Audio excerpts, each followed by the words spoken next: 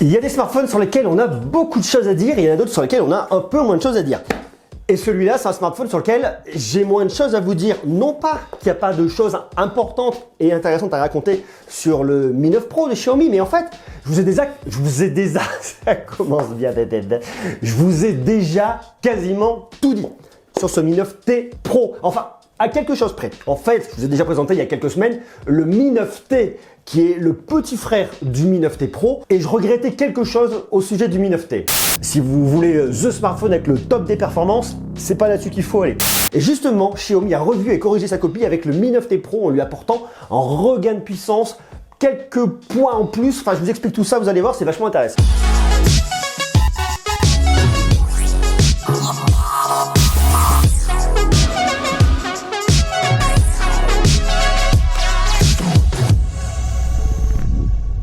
On va être tout de suite extrêmement clair, extrêmement transparent. Le Mi 9T Pro n'est pas un nouveau smartphone. On n'a pas un nouveau design, on n'a pas un nouvel écran, on n'a pas de nouveaux haut-parleurs, on a tout. On a tout déjà vu. D'ailleurs, si ce n'est pas déjà le cas, je vous invite à aller voir ma vidéo test du Mi 9T. Comme ça, vous saurez tout. Tout, oui, à quelque chose près. En fait, ce Mi 9T Pro, il a été boosté. Vous avez des différences dans le Pro. Pro, généralement, c'est plus de performance, alors non pas qu'ils estiment de professionnels. Si vous êtes un professionnel, vous pourrez l'utiliser, vous ne serez pas déçu. Il est parfaitement bien, il est chouette, il est maîtrisé, il est top, il est plein de belles performances. Je vais vous le détailler dans quelques instants, mais surtout pro parce que plus exigeant, vous pouvez aller plus loin, faire plus de choses avec que vous ne pouviez pas faire avec le Mi 9T. Alors, c'est vrai et pas vrai. Vous pouvez aller plus loin, plus dans les retranchements, plus dans les recoins, mais fondamentalement, ça ne change pas grand-chose. Alors, avant de vous jeter sur le Mi 9T ou le Mi 9T Pro, réfléchissez à vos usages, à ce que vous allez faire avec, à vos besoins réels et concrets. Est-ce que vous avez besoin d'un regain de performance? Si c'est le cas, allez sur le Mi 9T Pro parce que vous allez avoir plus de performance. Qu'est-ce que vous voulez faire? Regardez ce qui suit et après, vous me direz ce que vous en pensez en bas en commentaire. Voilà comment ça se passe. Ici, j'ai mon Mi 9T Pro. Bon, j'ai pas le Mi 9T, il a été rendu il y a longtemps, donc je ne l'ai plus ici. J'ai le Mi 9T Pro, mais on va faire tout comme. Imaginons que j'ai le Mi 9T. Je sais, j'écris mal. Le Mi 9T, il est là. Ici, j'ai le Mi 9T Pro qui se situe là. Quelle différence je vais avoir entre le Mi 9T et le Mi 9T Pro? Déjà, en termes de performance, parce qu'il y a une vraie différence en termes de performance. Sur le Mi 9T, j'ai ce qu'on appelle le Snapdragon 730. Ça, c'est le processeur. En gros, ce processeur, c'est le cœur de votre machine. C'est de là où vient la puissance. On est sur un produit plutôt milieu de gamme. Sur le Mi 9T Pro, j'ai ce qui se fait de mieux aujourd'hui, du côté de chez Qualcomm, c'est le Snapdragon 855. La grosse différence que je vais avoir, c'est qu'ici, j'ai une puce qui est très performante, qui n'est pas énergivore, qui marche parfaitement bien et qui permettra d'aller plus loin en termes d'expérience. Mais ce Snapdragon 855 permet de faire des choses que vous ne pouvez pas faire avec le Snapdragon 730. Exemple, ici, vous pouvez filmer des vidéos en 4K à 30 fps. Jusque-là, c'est plutôt cool, mais vous ne pouvez pas le faire ici en 60 fps, c'était strictement impossible. Avec celui-là, vous pouvez faire de la 4K en 60 fps sans aucun problème. Mais le fait d'avoir un Snapdragon 855 à la place d'un 730, ça induit autre chose. Ça induit le fait que vous allez pas trouver la même caméra de 48 mégapixels. Parce que oui, dans un cas comme dans l'autre, c'est une caméra de 48 mégapixels.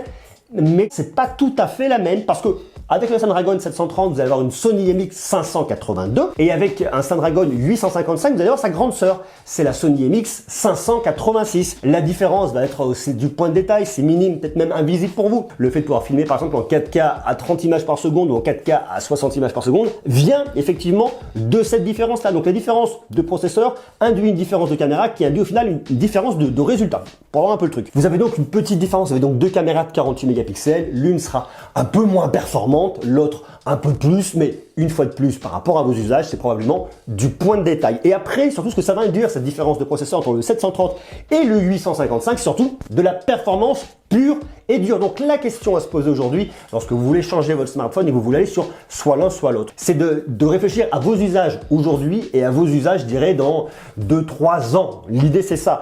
Un Snapdragon 855 sera plus performant, ira plus loin, permettra de faire plus de choses que ce que vous ne ferez avec un Snapdragon 730. Donc réfléchissez, si vous aimez jouer, même si vous ne voulez pas des titres hyper performants, aujourd'hui par exemple si vous jouez avec un PUBG, ça marchera très bien tout de suite avec les deux smartphones, ça sera un peu mieux avec le 855, mais réfléchissez surtout dans 2-3 ans. Et bien à ce moment-là, vous serez content d'avoir un 855 plutôt qu'un 730 parce que les jeux auront été mis à jour, seront probablement un peu plus gourmands et ça marchera mieux dans l'avenir avec un 855 avec un 730. Donc en termes de temporalité, réfléchissez pas forcément à tout de suite, mais aussi à un peu plus tard. Ça c'est un conseil d'amis.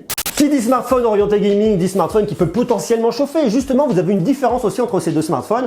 Du côté du Mi 9T, vous avez en refroidissement une couche de graphène pure, simple, claire, pas plus, pas moins. Tandis que sur le Mi 9T Pro, vous avez 8 couches de graphène pour une meilleure dissipation de la chaleur. On imagine effectivement que lorsque vous allez prendre un jeu qui va être très gourmand, que vous avez besoin effectivement à ce moment-là d'un Snapdragon 855 que vous allez venir chercher qui va chauffer davantage, eh bien vous aurez une meilleure dissipation de la chaleur. C'est un peu tout l'intérêt sur le Mi 9T Pro. Après, vous allez également avoir une différence au niveau du GPS. À savoir que sur le Mi 9T, vous avez un GPS qui va être avec une seule fréquence, tandis que le GPS sur le Mi 9T Pro, lui, aura une double fréquence. Donc un signal plus précis ici que là-dessus. La différence également, ça va être au niveau de la recharge. Sur le Mi 9T, vous allez avoir une recharge 18 watts, tandis que sur le Mi 9T Pro, vous allez pouvoir avoir une recharge 27 watts. Il va pouvoir monter à 58% en seulement 30 minutes de recharge. Donc ça, c'est vraiment cool. Maintenant, la vraie différence, c'est que dans la boîte, vous n'avez pas un chargeur 17 watts, vous avez un chargeur 18 watts, exactement comme sur le Mi 9T. Donc si vous voulez le chargeur 27 watts, eh bien, il faut dépenser des dollars ou alors des euros. C'est à vous de voir. Mais après, en termes de performance pure, je vais trouver un score sur Antutu qui est vachement bien. Sur Antutu, je lui ai trouvé un score de, je vous le note là, je vais vous le montrer, et franchement, il a absolument pas à rougir. 367 845, ce qui est vachement bien, ce qui le classe en fait entre le Mi 9, qui est très bon, et le Black Shark 2, qui est un smartphone de gaming qui est aussi très bon. Ce qui veut dire qu'en termes de performance, vous avez un truc qui est vraiment au top. Mais attention, le Mi 9T Pro n'a de Mi 9 que le nom. En réalité, le Mi 9T Pro et le Mi 9, ce sont vraiment deux produits différents. Que ce soit le Mi 9T ou le Mi 9T Pro, ce sont vraiment deux choses différentes. Il faut vraiment les différencier, c'est très important. En fait, ce Mi 9T et Mi 9T Pro correspondent au K20 et au K20 Pro qui ont été présentés en Chine, mais qui pour la version internationale ont pris le nom Mi 9T et Mi 9T Pro, simplement pour permettre aux consommateurs de se repérer par rapport à la dénomination Mi 9. Mais le Mi 9, Mi 9T sont deux produits différents. Donc le Mi 9 et le Mi 9T Pro sont donc deux produits différents. Ça, il faut vraiment le savoir. Il est donc disponible en deux versions. Vous avez donc une version 6 Go de RAM plus 64 Go de stockage au tarif de 399 €. En réalité, il coûte 429,90 moins 30 € d'offre de lancement. Et vous avez une deuxième version 6 Go de RAM plus 128 Go de stockage à 449 €. Voilà, tout simplement. Donc si c'est un produit qui vous intéresse, moi je le trouve bien. Réfléchissez vraiment à vos usages, à vos besoins. Ça, je vous le dirai à chaque fois lorsque vous voulez faire un achat dans la tech ou un achat de façon règle générale. Il faut, et encore plus dans la tech, parce que le produit va vieillir et les applications risquent d'être un peu plus gourmandes dans le temps, notamment si vous êtes gamer. Donc si vous êtes gamer, réfléchissez vraiment à ce que vous allez faire.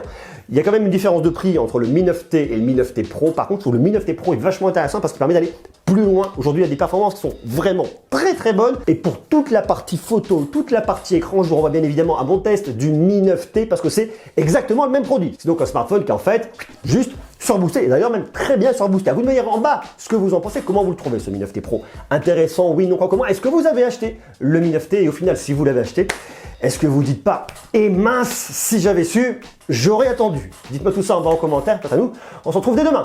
Des gros becs, à bientôt, ciao.